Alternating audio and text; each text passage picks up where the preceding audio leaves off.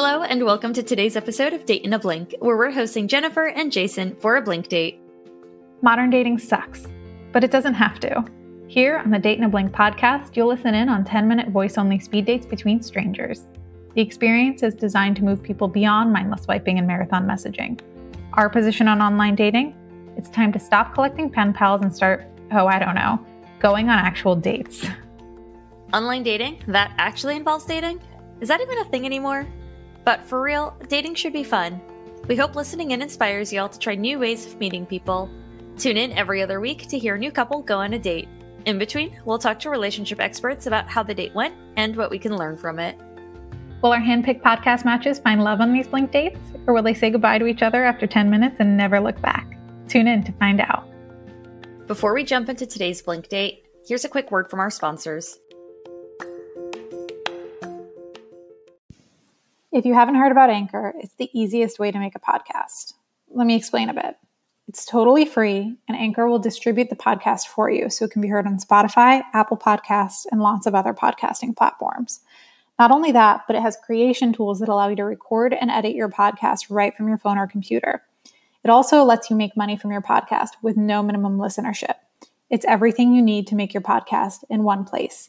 Download the free Anchor app or go to anchor.fm to get started. Today's prompt comes from Modest Notes, a brand creating products for adults to improve their communication skills for the purpose of developing more meaningful, intimate relationships. Visit www.modestnotes.com to check out their decks. We're here on Date in a Blink today with Jennifer and Jason. I'm going to let you two dive in, but in case it's helpful to get the conversation started, I'm going to leave you with this question. Do you prefer multiple mini vacations throughout the year or one big vacation every year? Jennifer, you want to go first? Oh, boy. Well, I guess it depends on how you define mini vacations. Like, are you talking a few days or like a week? Because I think I would consider a week. I like to do a week at a time. I'm lucky that I get about 3 weeks at work.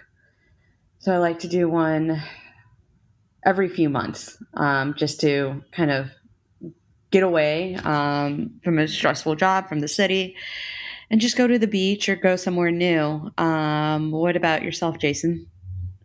I'm pretty much the same way. I like a planned one big one at least once a year.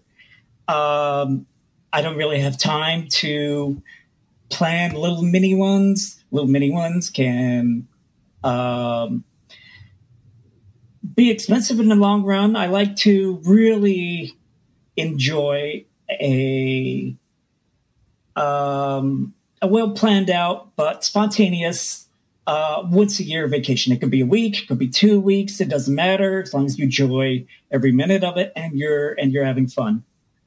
So, what kind of work do you do?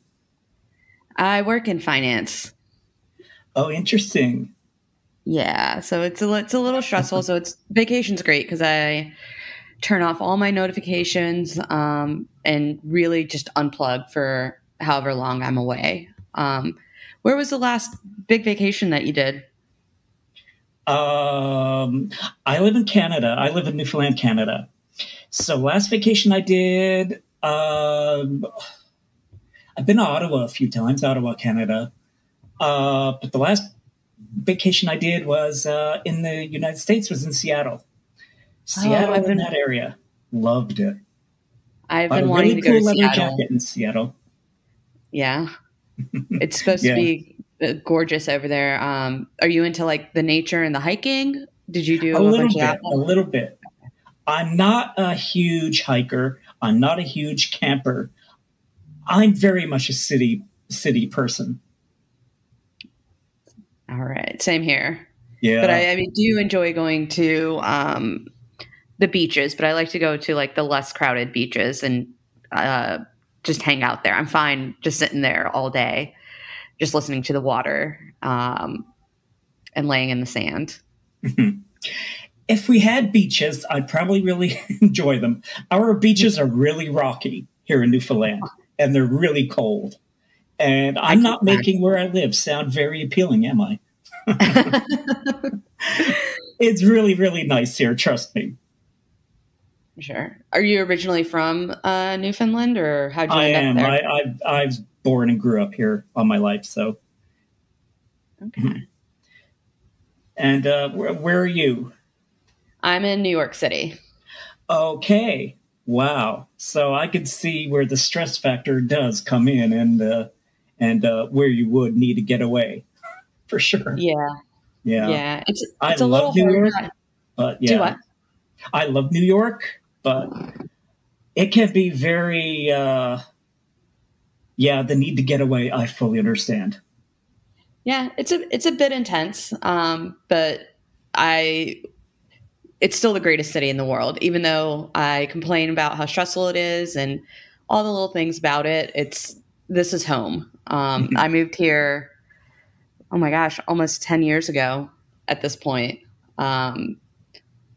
And I'll go away. Like, I was in Spain last month, and after a week, I was like, okay, I just kind of want to go home now. Like, Spain is nice, but I miss New York. And when you fly back in to the city and you get to see all the lights, it's just, to me, it never gets old. It's still such a magical place.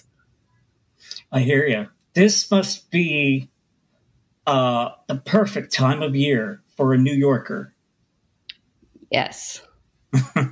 Yes. I mean, I love Christmas time, but I usually don't make it up to Midtown, where all the decorations, where everything's like lit up and whatnot, just because it's very touristy. But actually, it may not be a bad time to go next week on Christmas Eve or Christmas Day and see all of that. Because of COVID and everything, like, we're working from home, and my office is actually right near in Midtown. So my plan was, I'll just go after work one day, hit all the lights, see everything. And COVID put a little kink in that, but there's nothing that we can't fix next weekend, I guess. So lucky. Do you have Instagram? I got to see these. I'm just kidding. No.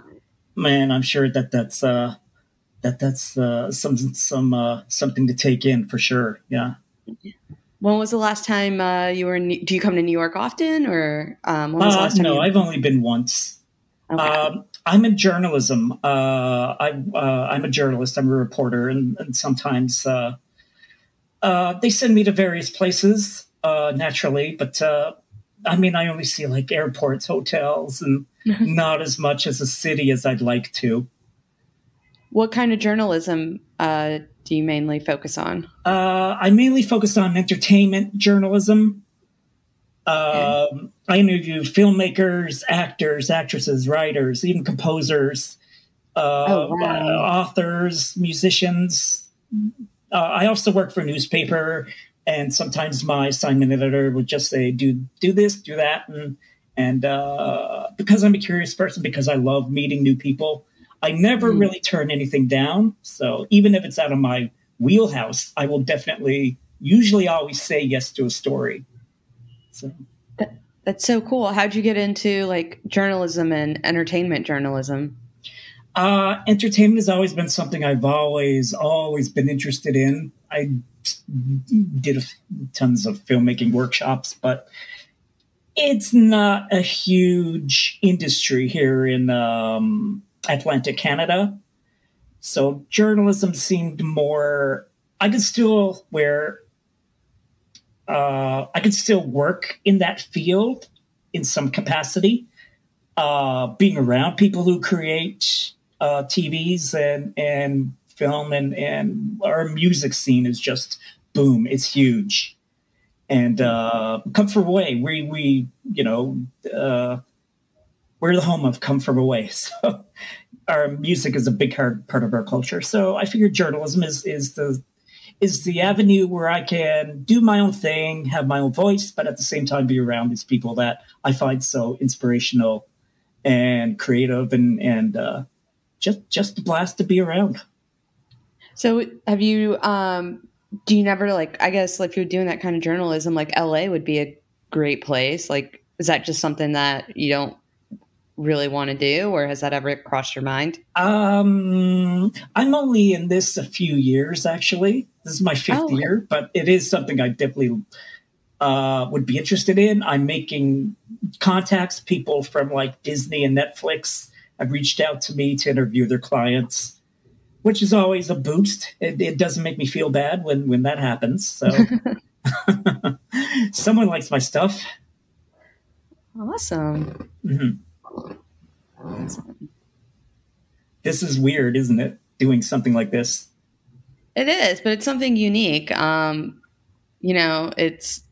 I found dating to be really hard, especially here in the city and especially like during COVID. So I was like, why not try something different and see how it goes? I mean, I'm not one to turn down an adventure. That's for sure. Yeah, I like that. I like that answer. I'm the same way. I never turn down like an opportunity to do something, try something, meet someone. Initially, I was interested in this story, but then I was like, okay, maybe I'll meet someone and get to know someone, and then it'll be just like way awesome. So yeah. It's weird, but it's how it is these days. And dating is so hard. Dating, even app dating. Oy. I just recently learned that the hard way. Yeah, it's not fun. Doesn't matter where you're to. You think it'll be easier in probably more crowded places or less crowded places. It's not. So what do you do for fun? Like, I guess your top 3 activities that you like to do. Well, I read. I listen to music. I jog. I run. I walk. I bike. I like keeping active because when you're sitting at your computer a lot writing stories, and you're going, you can really like your body feels it. So you got to keep active. How about you? So I've got 2 dogs, 2 Shepherd Husky mixes. So they keep me quite active, quite busy. And most of my life revolves around them. I also scuba dive. So that's kind of become a big part of my life. So usually one of the vacations that I do will be like a diving trip. At this point in the date, I jumped in to let them know that their date had ended and let them say their farewells. It's fascinating how many people come to date in a blink and, completely unprompted from us, discuss the stresses of modern dating. Jennifer and Jason started up their date today by answering if they prefer big vacations versus mini ones, and both seem to prefer vacations of substance. They were also both aligned on being more city people than outdoorsy people, though there's always an exception for beaches. I wonder if we'll hear back from these two with tales of them exploring new cities together, or if they'll continue their travels exploring destinations separately. Curious to hear if they matched? Tune in next week when we'll be chatting with an expert about their date and revealing what happened. That's all we've got for you today. Shoot us a message on Instagram, Twitter, or Facebook at The Blink Date or at Date in a Blink to let us know what you think. If you want to try voice-first speed dating from the comfort of your home, download the Blink Date app today. You can also sign up to participate in Date in a Blink by visiting our website at www.theblinkdate.com. In the meantime, thanks for joining us for this episode. We hope you enjoyed listening and look forward to talking with you again next time.